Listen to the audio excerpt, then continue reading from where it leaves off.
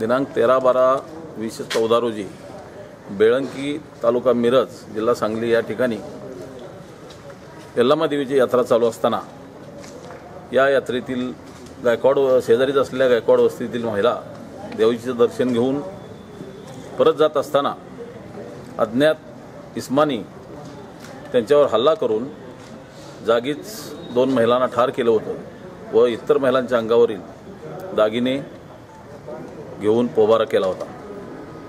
गेले 10 दिवस या आरोपींचा शोध आम्ही घेत होतो। मिळालेल्या माहितीप्रमाणे मी आणि माझा सर्व स्टाफ यांनी कालपासून त्या ठिकाणी फिल्डिंग लावली होती।